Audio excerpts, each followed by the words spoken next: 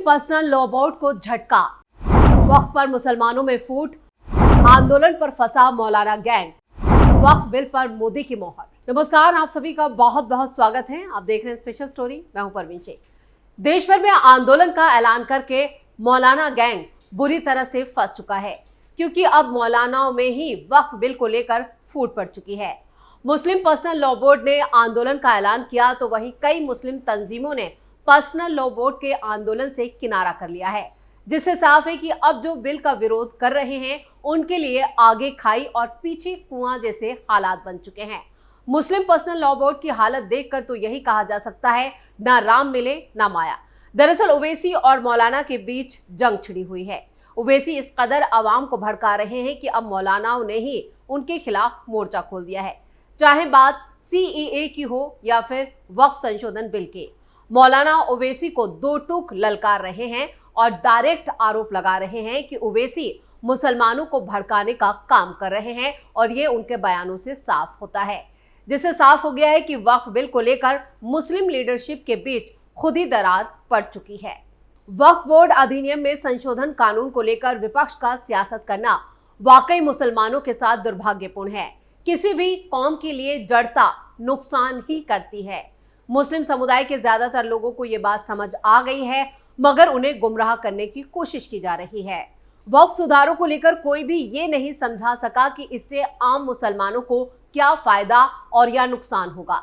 हाँ, धर्म के नाम पर ठेकेदारी करने वालों को जरूर डर है कि उनकी दुकानें बंद हो जाएंगे, उनके अवैध कब्जों की पोल खुल जाएगी। जिस संपत्ति का इस्तेमाल आम मुसलमान की बेहतरी के लिए होना चाहिए था, उसका गलत इस्तेमाल हो रहा है। इसी को छिपाने के लिए कट्टरपंथी आम मुसलमानों को ढाल बनाना चाहते हैं। इन सुधारों से आम मुसलमानों को फायदा है, इसे चंद लोगों का एकाधिकार खत्म होगा। जब संयुक्त संसदीय समिति यानी जेपीसी में इस पर बात हुई तो वहां भी विरोधियों ने सार्थक सुझाव के बजाय चर्चा को रोकने की कोशिश की, जमकर बवाल काटा। मुस्लिम समाज में छटपटाहट है कि वो कैसे खुद को कट्टरपंथी ताकतों के दबाव से मुक्त करके सुधारों का हिस्सा बने। वो विकास की मुख्य धारा से जुड़ना चाहता है। मुस्लिम महिलाएं भी चाहती हैं कि उनकी समान भागीदारी का रास्ता खुले। वक्फ संशोधन भी वक्त की जरूरत और संविधान की भावना के अनुरूप है। संविधान की बुनियाद ही बराबरी के सिद्धांत पर टिकी है। महिलाओं को वक्फ में प्रतिनिधित्व देने से भ्रष्टाचार पर अंकुश लगेगा, नए विचार आएंगे। वास्तव में वक्फ सुधार का कदम बहुत पहले उठाया जाना चाहिए था। केंद्र सरकार ने पुरानी गलतियों को सुधार कर नई व्यवस्था के लिए जो संशोधन प्रस्तावित किए हैं, उससे वक्फ बोर्ड ज्यादा प्रभावी रूप से काम कर पाएगा। ये सच्चर कमेटी की सिफारिशों के अनुरूप भी है, जिसकी वकालत कभी यूपीए के लोग किया करते थे। जो लोग इसे धार्मिक मामलों में दखल बता रहे हैं, उन्हें समझना चाहिए कि ये इबादत से जुड़ा मामला नहीं है, बल्कि संपत्तियों के मैनेजमेंट का मामला है। संपत्तियों का बेहतर इस्तेमाल सुनिश्चित करने के लिए आज वक्फ को चुनिंदा लोगों के चंगुल से मुक्त कराना जरूरी हो गया है। बिल में संशोधन करके एक पारदर्शिता, जवाबदेही और समान प्रतिनिधित्व की व्यवस्था लागू करने की कोशिश की जा रही है। मुस्लिम समुदाय के उपेक्षित तबकों की भागीदारी का इंतजाम इस बिल में संशोधन करके किया गया है।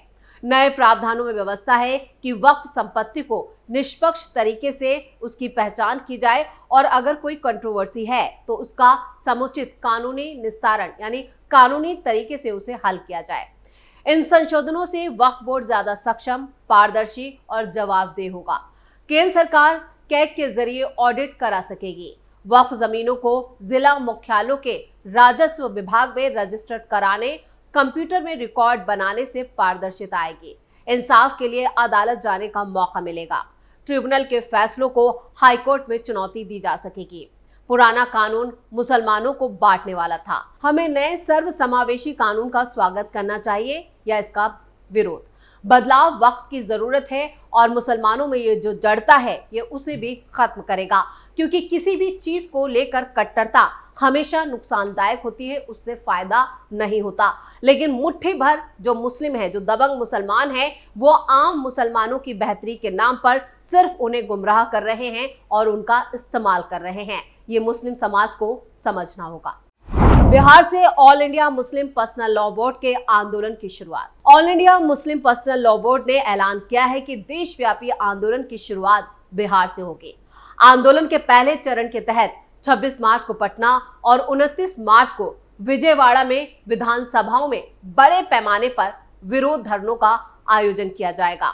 इन धरनों में all India Muslim personal law board की केंद्रीय नेतृत्व की टीम, अलग अलग धार्मिक और सामाजिक संगठनों के राष्ट्रीय और प्रांतीय यानी जिला स्तर के प्रतिनिधि हिस्सा लेंगे। इसके अलावा सिविल सोसाइटी, माइनॉरिटी सोसाइटी और उसके प्रमुख प्रतिनिधि, दलित, आदिवासी और ओबीसी वर्गों के नेता भी इस आंदोलन में हिस्सा लेंगे।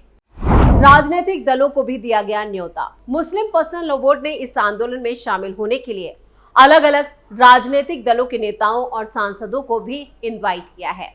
हालांकि संसद सत्र के चलते ज्यादातर दलों ने अपने सांसदों को व्हिप जारी किया है, फिर भी बोर्ड की कोशिश है कि विपक्षी सांसद इन धरनों में शामिल हो सकें। पटना के कार्यक्रम में जेडीयू, आरजेडी, कांग्रेस और लोक जनशक्ति पार्टी के राज्य स्तर के नेताओं और मुख्यमंत्री को भी इनविटेशन दिया गया है। वहीं आंध्र प्रदेश में सत्ता पर काबिज TDP, YSR Congress, Congress party और वाम मोर्चे की पार्टियों को भी निमंत्रण भेजा गया है। मुस्लिम पर्सनल लॉ बोर्ड के प्रवक्ता डॉक्टर इलियासी ने कहा, इन दोनों धरनों के जरिए से बीजेपी की सहयोगी पार्टियों को एक स्पष्ट संदेश देना है, या तो वो इस बिल से अपना समर्थन वापस ले या फिर हमारे समर्थन से वंचित हो जाए। मुस्लिम पर्सनल लॉ बोर्ड ने इस आंदोलन के लिए एक बड़ा प्लान तैयार किया है, जिसके तहत देश के हर राज्य की राजधानी में विरोध कार्यक्रम आयोजित किए जाएंगे। हैदराबाद, मुंबई, कोलकाता, बेंगलुरु, मलेरकोटला, पंजाब और रांची में बड़े स्तर पर जनसभाएं होंगी। वक्फ संशोधन बिल को लेकर लगातार मुस्लिम संगठनों और विपक्षियों की तरफ से विरोध प्रदर्शन किए जा रहे हैं, बवाल किया जा रहा है, हंगामा मचाया जा रहा है, जिसको लेकर जेपीसी यानी संयुक्त संसदीय समिति के अध्यक्ष जगदम्बिका पाल का कहना है कि ये एक सोचा समझा, यहाँ पे एक पूरा सोचा समझा प्लान है, एक साजिश है। यानी जो विरोध किया जा रहा है उसके पीछे एक बड़ी साजिश काम कर रही है और इसमें विपक्षी नेताओं के साथ साथ सभी मुस्लिम संगठन शामिल हैं। जेपीसी अध्यक्ष का कहना है कि वक्फ संशोधन बिल को लेकर मुसलमानों को गुमराह किया जा रहा है। 6 महीने में सभी स्टेक होल्डर को बुलाया गया, तो मुख्यमंत्री नीतीश कुमार जो पार्टी दे रहे हैं उसमें भी मुस्लिम संगठन के लोग नहीं पहुंच रहे हैं। आपको बताया जिस तरह से मुस्लिम पर्सनल लॉ बोर्ड ने इसके बहिष्कार का ऐलान कर दिया था। सांप्रदायिक राजनीति की जा रही है, बिल को लेकर तथ्यों पर बात करनी चाहिए, लेकिन बिल अभी आया भी नहीं है। वक्फ को लेकर देश में भ्रम फैलाया जा रहा है।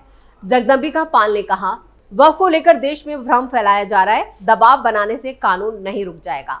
कानून बनाने का अधिकार संसद का है। वक्फ बिल को लेकर राजनीतिक तुष्टीकरण किया जा रहा है। वक्फ संशोधन बिल ईद के बाद मौजूदा बजट सत्र में पेश किया जाएगा और संसद का बजट सत्र 4 अप्रैल तक चलने वाला है।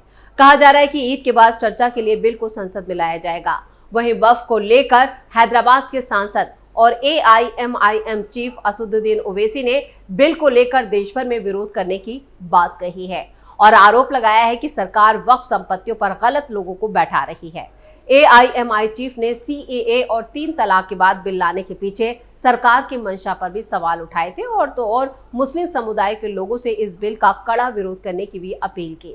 आपको बता दें कि वक्फ बिल 31 सदस्यीय पैनल ने कई बैठकों और सुनवाई के बाद कई बदलावों को मंजूरी दी, जबकि विपक्षी सांसदों ने रिपोर्ट से असहमति जताई और असहमति नोट भी पेश किया।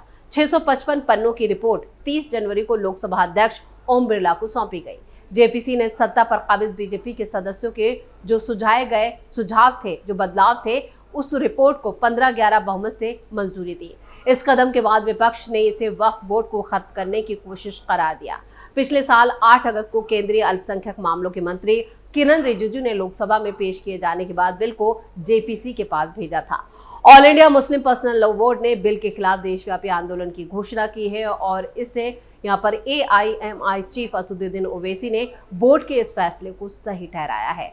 असदुद्दीन ओवैसी ने इस पर एक बड़ा बयान भी दिया। उन्होंने कहा, all India Muslim personal law board ने वक्फ संशोधन विधेयक के खिलाफ प्रदर्शन का प्रोग्राम बनाया, वो सही है। ये प्रदर्शन दिल्ली में भी हुआ था। ये विधेयक असंवैधानिक है, यह हमारी धार्मिक स्वतंत्रता को छीनता है। ये मुसलमानों के वक्फ बोर्ड में गैर मुसलमानों को सदस्य बनाकर उसके राजकाज में रुकावट पैदा करता है। ये मुसलमानों के खिलाफ एक प्रोजेक्ट है और उन्हें अपने धर्म से दूर कर दिया जाए। ओवैसी जिस तरह से बिल के विरोध के पीछे पड़ गए हैं, उससे उनकी मंशा साफ है। वो हर हाल में बिल वापस कराने पर आमादा है, लेकिन उनके ये मंसूबे पूरे नहीं होने वाले क्योंकि उनकी खुद कि तेलंगाना में जो 3000 करोड़ से ज्यादा की प्रॉपर्टी है वो जब्त होगी अगर ये बिल पास होता है। शायद उन्हें इसी का डर सता रहा है, लेकिन बिल को हर हाल में पास कराने के लिए पीएम मोदी ने भी अपना प्लान पुख्ता कर लिया है। अब इस बिल को पास कराने से कोई नहीं रोक सकता। इधर जम्मू कश्मीर के मुख्यमंत्री उमर अब्दुल्ला का भी एक बड़ा बयान सामने आया। उन्होंने कहा कि देश भर में वक्फ बिल के खिलाफ विरोध प्रदर्शन समझ में आता है, क्योंकि केवल एक विशेष धर्म को निशाना बनाया जा रहा है। विधानसभा के बाहर उन्होंने मीडिया से कहा, सभी धर्मों से धर्मार्थ गतिविधियां जुड़ी हुई हैं और मुसलमान ये गतिविधियां वक्फ के माध्यम से करते हैं।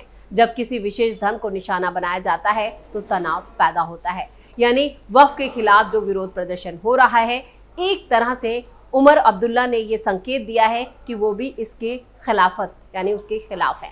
लेकिन कुल मिलाकर ओवैसी और उमर अब्दुल्ला जैसे लोग जो इसका विरोध कर रहे हैं, इस विरोध के पीछे उनकी मंशा भी समझ में आती है, क्योंकि खुद इनकी जो प्रॉपर्टी है, जिस तरह से कुछ चुनिंदा लोगों ने वक्फ की संपत्ति पर कब्जा कर रखा है, अब वो कब्जे से मुक्त हो जाएगी। इसलिए ये लोग डरे हुए हैं और विरोध प्रदर्शन का समर्थन कर रहे हैं। स्पेशल स्टोरी में इतना ही। वीडियो कैसा लगा कमेंट करके अपनी राय जरूर दें। वीडियो को लाइक करें, शेयर करें और कैपिटल टीवी को सब्सक्राइब जरूर करें। धन्यवाद।